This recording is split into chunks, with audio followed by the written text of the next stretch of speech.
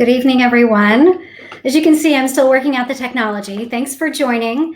This is the second in our installment of Water Wednesdays, and I'm very happy to have you here with me. Tonight, we are going to do some chatting about money. We're going to talk a little bit about campaign finance, and it should be pretty interesting. So the way that I do these broadcasts is first, I start out talking about myself and the race. Then we will go into the content. Then I will take questions from the public. And there will be questions that I cannot answer, but I will get back to you. That is my promise. I will find out the answer and I will get back to you. So I am Dr. Tiffany Boyd-Hodgson, and my pronouns are she, her, hers. I am running for public office.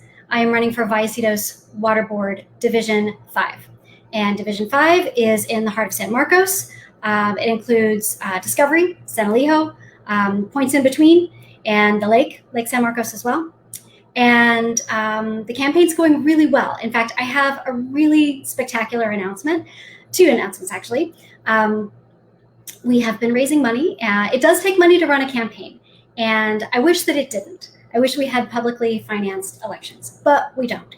So until we do, people who run for office are required to raise their own money if they can't finance it. And I am one of those people. I have to raise money.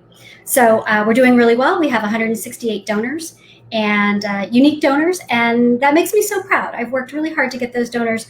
I carry the weight of those donors with me. Those are people that have said, yes, I believe in you. I think you're a good candidate. I want to see you succeed.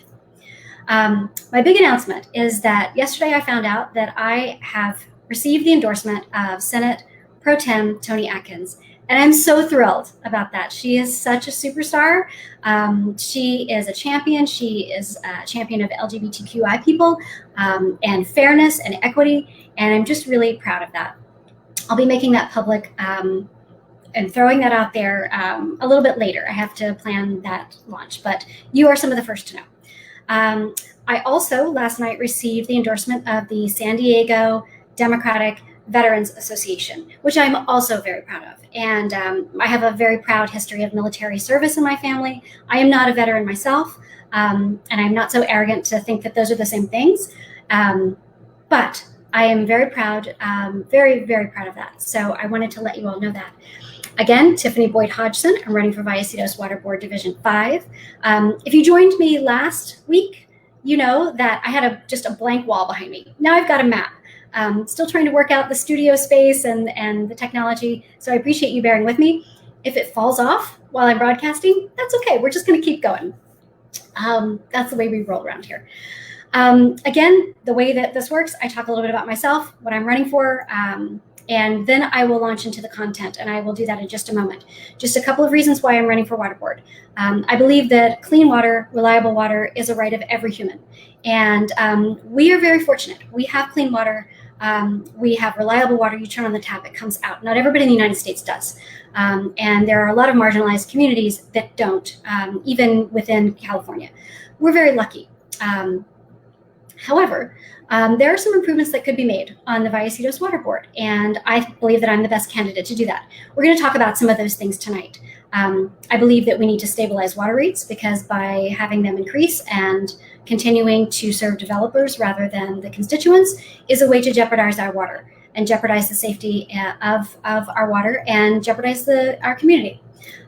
It's also a way for us to run out of money, and that we're not in any immediate danger of doing that, but the money has to come from somewhere, and we can't continue to borrow it from places that it shouldn't be borrowed from. So I'm going to try to share my screen and see if we can just get this going. We'll talk about what we're going to do, and I really appreciate you bearing with me as I try to navigate this technology. Let's see. All right, let's go to the top. Great. Hopefully you can all see that. It says, my screen tells me that I'm sharing my screen. So that's what I'm hoping to do. So tonight, and I'm going to make this presentation about 20 minutes long so that I can leave some time for questions. I want these broadcasts to run about 35 to 45 minutes at the most. Everybody is on Zoom. Everybody is Zoomed out. A lot of us work all day, and then the last thing we want to do is sit through another meeting at night. So I want to try to make this interesting and engaging, and I will take your questions. If I don't know the answer, my promise to you is that I will get back to you. So where does the money come from on the Vallecitos Water Board? That's what we're going to talk about tonight. But first, here's just a little bit about me. These are the platforms that I'm running on. Again, Water Board Division 5. And there's a support link there. I would appreciate your contributions. You can also access my website. It's just my name, tiffanyboyd-hodgson.com. I'm trying to add new content, and I will be adding new content there very soon. I am hoping to fight for the ratepayer and stabilize water rates. I think that that's a primary concern and a priority. Protect the community through innovative science. I have some ideas about bringing innovative science that's in development from Stanford here as a pilot program. Enhancing water conservation and groundwater recapture. Incentivizing smart growth and small businesses. There are a lot of businesses in San Elijo and in this division who use water. There are a lot of breweries, and that's fantastic. So we need to make those relationships work. We need to incentivize smart growth and small businesses. This is a nonpartisan race, and that small business owners are an important constituency, and we're fortunate that we have a lot of them in Division 5. And finally, as I hope to convince you tonight, there's some shady stuff going on with the Vallecitos Water Board. I will govern with integrity, clear of special interests. So that's what I want you to take away from tonight. I'm not saying this. I'm going to present you with some facts tonight. And the facts are, of course, disputable. You may do your own research. These are the facts that have been done a little bit by me, a little bit by a consumer advocacy group. And I encourage you to do your own research. Just a quick recap. So where are the divisions? This is what Vallecitos Water District looks like. There are 5 divisions. They correspond to 5 directors on the board. Division 5 covers parts of San Marcos, Vista, Escondido, and Carlsbad. And what's interesting is that the decisions made by the Vallecitos Water Board have a regional impact because, as I shared last week, and I'll share again just briefly, I won't spend as much time on it, we have a lot of interconnected relationships within our community. They're great relationships. It ensures higher quality of water for us. It also ensures that we have a backup and a buffer in case we cannot import water. This is Division 5, and this is kind of a confusing map. I've tried to highlight the division, and I've tried to implement some landmarks that a lot of people know about. So, for example, you can see where Cal State San Marcos is. It's not technically within the boundary of the division, but it's a landmark a lot of people know. You can see where Twin Oaks Valley Road is, Double Peak Park. You can see where the I-15 and the 78 are, San Marcos High, and Lake San Marcos. And so I've labeled them in or outside of the boundaries. Again, I'm running for Vallecitos Water Board Division 5. Divisions 4 and 1 are also up for election. I don't know if you can see my mouse, but up here, this sort of reddish color, this is Division 1, and it goes considerably north. This light bluish color over here that goes towards Carlsbad, that's Division 4. Those are also up for election in November, and the election's in November, by the way. I'm not going to spend too much time on this. I just want to briefly review the sources of our water and make the point to you, reiterate the point that we get water from a bunch of different places. We recycle water, we buy and sell, and it truly is an interdependence that goes region-wide. So that's why it's important that you have people on the Vallecitos Water Board and other water boards throughout the region that can collaborate with others, that can make policy, get things done, and work together to make sure that everybody has good, clean, reliable water. So where does our water come from? It comes from 2 places primarily: the Sacramento, San Joaquin Delta, and the Colorado River. This is our imported water, by the way. It goes to Lake Skinner in Riverside County, where it's held for a little while. Then via the Metropolitan Water District of Southern California and the San Diego Water Authority, a little over half of our water comes from that source. We also get our water from a couple of other sources. Number 1, the Olivenhain Municipal Water District. We get about 18% of our water from there. And we also get water from the ocean, the Carlsbad Desalination Plant. about 27% of our water comes from there. And it's widely thought that the Carlsbad desalination plant produces higher quality water. And so we get about 30% from there. Where does it go? Vallecitos provides water services and sewage services. So where does it go after it's used? Well, some of it goes to the Encino Wastewater Authority, and we are one of the owners of that, of the Wastewater Authority. The Wastewater Authority has about a 10.5 million gallon per day cap. That's not how much we send there, but that's the cap. It also gets recycled to the Meadowlark Reclamation Facility.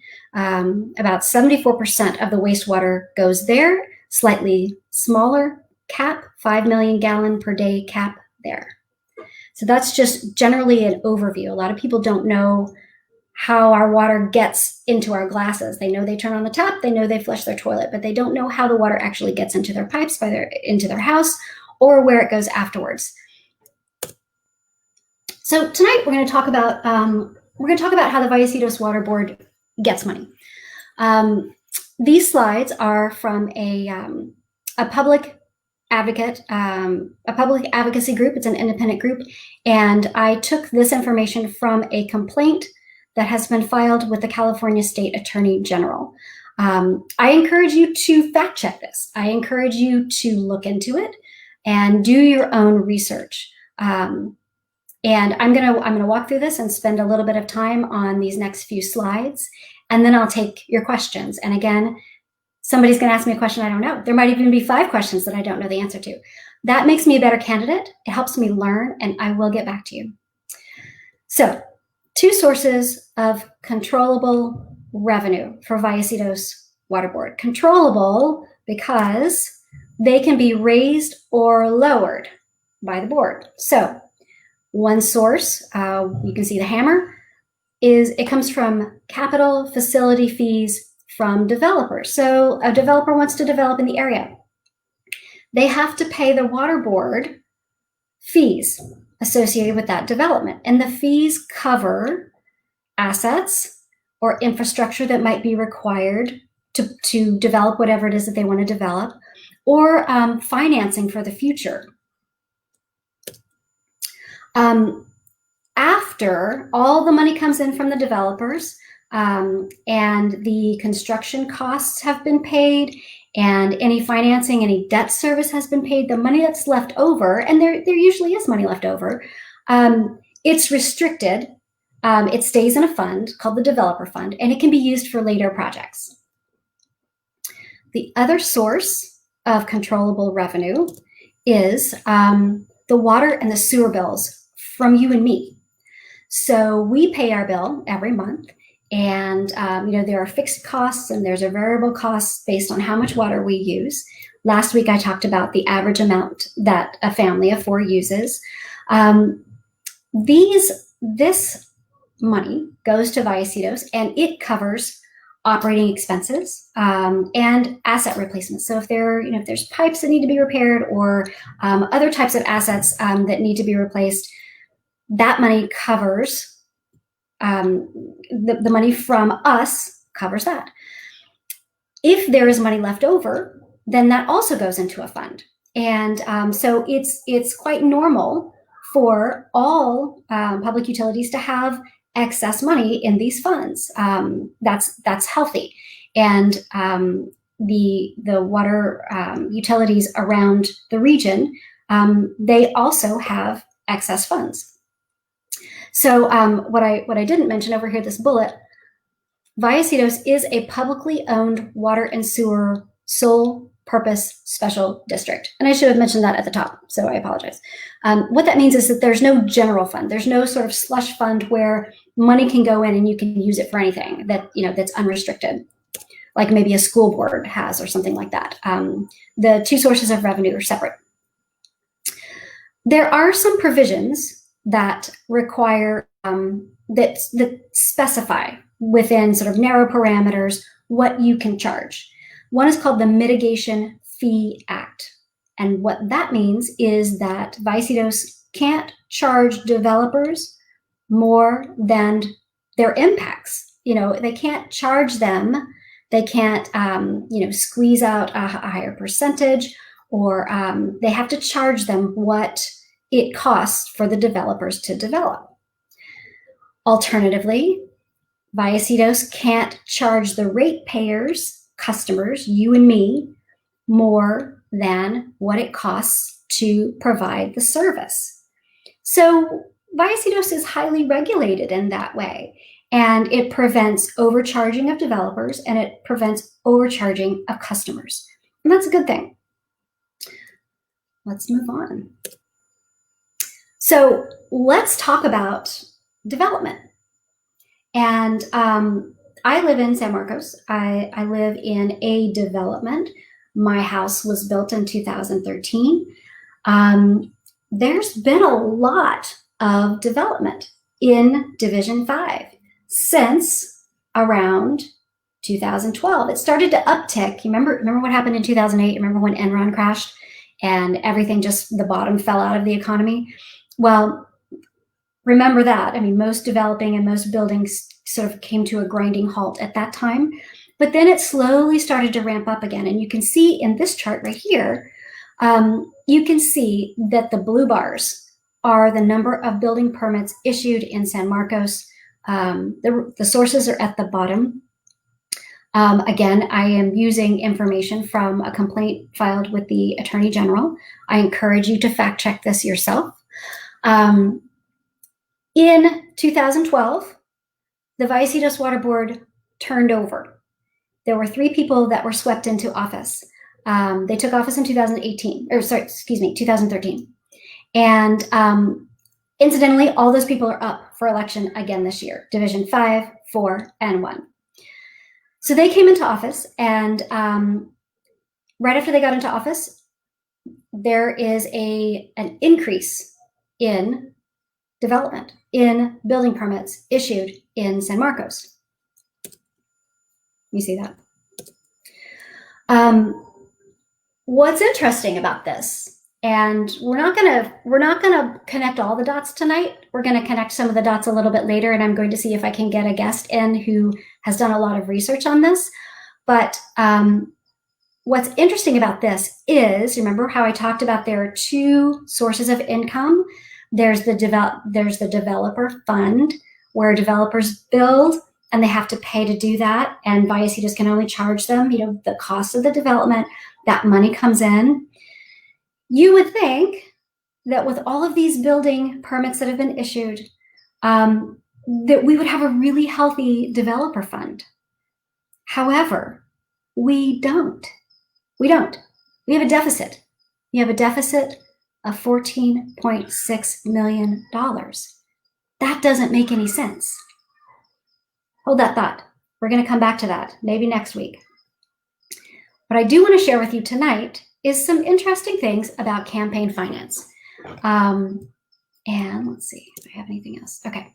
Why is there a deficit? Stay tuned. I just said that. Okay. I'm running against an incumbent who has taken a lot of developer money, a lot of big developer money. What I've shown here for you in sort of a very poor copy is campaign contributions. And, California is really highly regulated generally with their elections. Remember what I said at the beginning about how, when you run a race, it does take money. Some people can finance their own races, and good for them. I'm not one of those people. And a lot of people aren't those people. They have to get money. And usually when you're running for different races, there are restrictions on whom you can take money from. As it turns out, for water board, there are no office term limits. There are no contribution dollar limits. There are no restrictions on whom you can take money for. So there's really a lot of freedom there. And it's up to the person who's running to sort of draw their lines and set their boundaries. My boundaries are that I am not taking big developer money. I am taking small donors. And like I said, I've already got 168, which I'm really proud of. The person that I'm running against, the sitting incumbent, what I'm showing you here is campaign contributions from a PAC, a political action committee, called the North County Taxpayers for Responsible Government.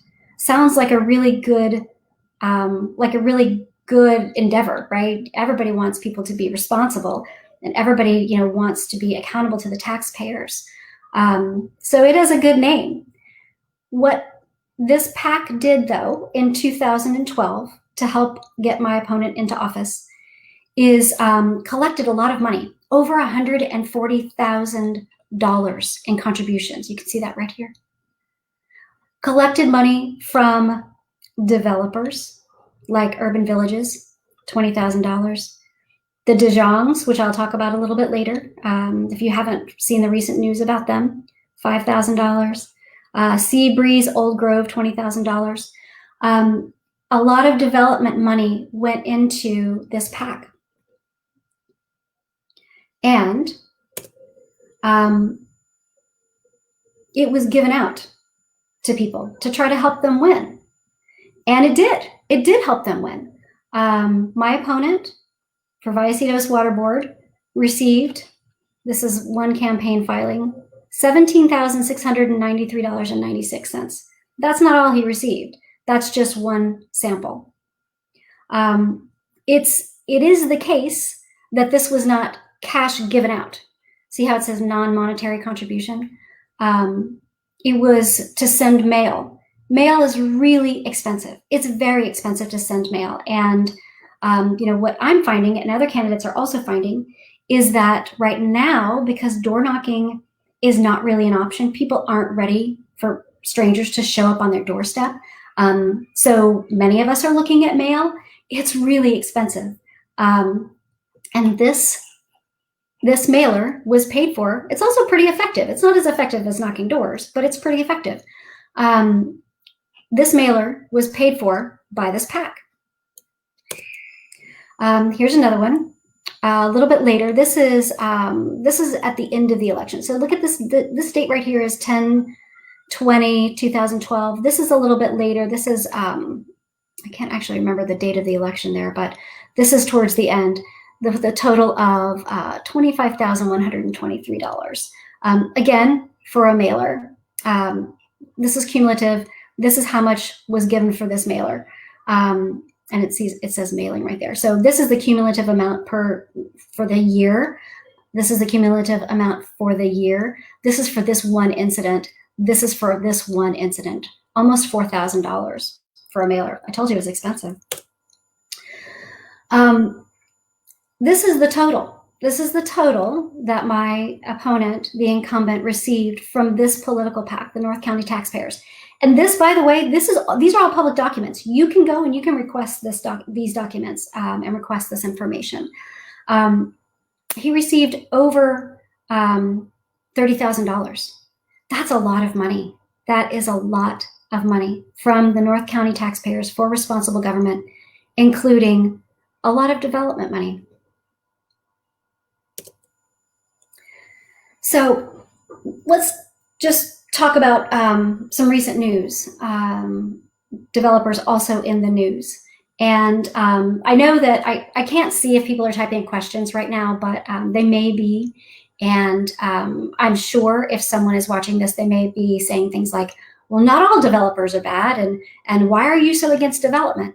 I am not so against development. And I am not against developers. I am against developers that buy politicians and then expect favors. And I am against developers that behave badly environmentally. And some of the folks that gave to the North County Taxpayers for Responsible Government, they've behaved badly. For example, this was just published June 26th. It's an NBC7 article. NBC7 investigates found a member of the family, the De Jong family, behind a project that is set to go forward in Escondido, has been convicted of violating environmental protection laws, and that family members have contributed thousands of dollars to county elections. And this is proof of that. This is to the sitting incumbent. This is these are contributions by the De Jong family You can see a little bit about that. These are excerpts from that article. NBC7 investigates. Okay, let's see. In the last 5 years, the Dijon family members have contributed more than 22,000 to local campaigns, including 4 out of 5 sitting county supervisors, a former San Diego County supervisor, and 2 directors of the Vallecitos Water District. It's worth noting that this project that has widespread community outrage is in one of the districts, one of the divisions of a Vallecitos Water Board sitting director who accepted money from these folks and the PAC that we've been talking about. An additional $15,250 was contributed to the campaigns of 2 directors of the Vallecitos Water District. So that's just kind of a summary. There's a lot of money. There's a lot of money going around. It's hard to be objective in your judgment when you are dealing with developers that give you a lot of campaign money and get you into office, frankly, because the opponents didn't spend near this amount of money and they lost sizably. What I would like for you to take away from this is that there is money required to run an election. Candidates have to be upfront with where they take it, and they have to have integrity and not do the bidding, or else they're bought. This is a bad look. This is a bad look for the current sitting Division 5 incumbent. He took tens of thousands of dollars in developer money. You saw the number of building permits that increased over that time. And strangely enough, we have a developer deficit. I know the Vallecitos Water Board isn't in charge of issuing developer permitting. I know that. But some of the folks who sit in city council are, and they also got that money. Vallecitos Water Board is responsible for determining rates the developers have to pay. And that is what we'll talk about next week or the week after. But what I want you to keep in mind is that there has been a lot of money spent on the Vallecitos Water Board by developers. There has been a lot of development in San Marcos, not all of it bad, not all of it good. And again, I will repeat, because I'm about to stop sharing my screen and I'll be able to see your questions. If you have said not all developers are bad, I agree with you. I agree with you. In fact, I'm going to have a developer on this show in the next couple of weeks. And I agree with you.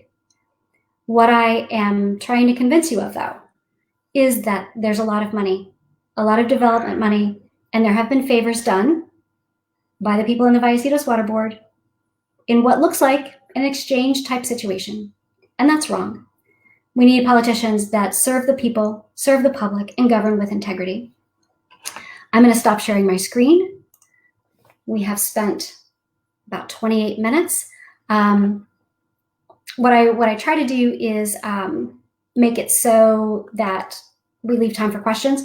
I do want to make an announcement, though, and just let you know, here's a way to contact me. You can contact me on Facebook, on Twitter. You can contact me through my website.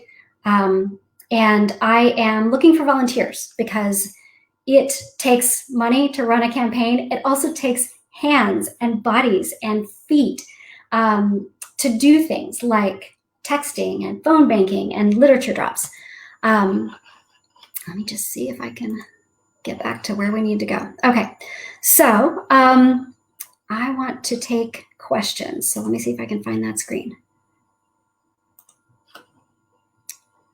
And I apologize. I'm still trying to figure out the technology. Okay, send me your questions. Let's talk. Part of this is me getting to know you and you getting to know me. It's really unfortunate right now that I can't get out and talk to voters, because that is the best way to reach people. And I really enjoy talking to voters. I really do. I love door knocking. I love talking to people, finding out what their concerns are. One person may be concerned about the things I'm talking about tonight. Somebody else might not care, but they may wonder, hey, how do I make my yard so that I don't have to water it so much so I can save money. I love to hear that. And you know what? There are resources available that talk exactly about that. And I love sharing those resources. So send me your questions. I'll hold this open for a few minutes. If people don't have any questions, that's okay. If you have questions, and again, if I don't know the answer, I will get back to you. I had 3 questions last week that I didn't know the answer to, and I followed up with those folks, and they were appreciative. I think that it's important when you are trying to serve the public that you're authentic about what you know and what you don't. And I don't know everything by any stretch, but I'm learning. And your questions, if I don't know, it makes me a better candidate and it makes me more informed about water. And so I appreciate that. So send me your questions. What you got?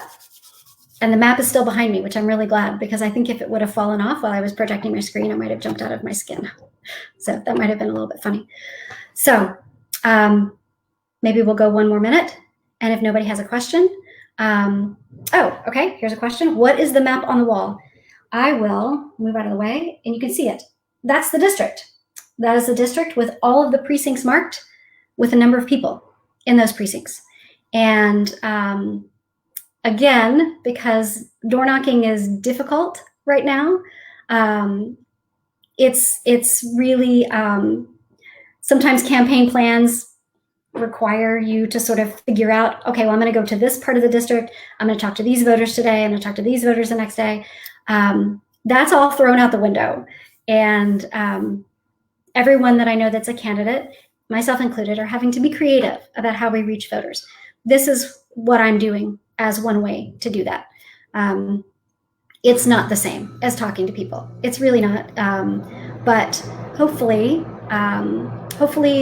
as we get closer to the election, we can maybe interact socially distanced in a responsible way, and I can get to know you and you can get to know me. Here's another question. How is your science background helpful in this office? Is it helpful? I think it is helpful.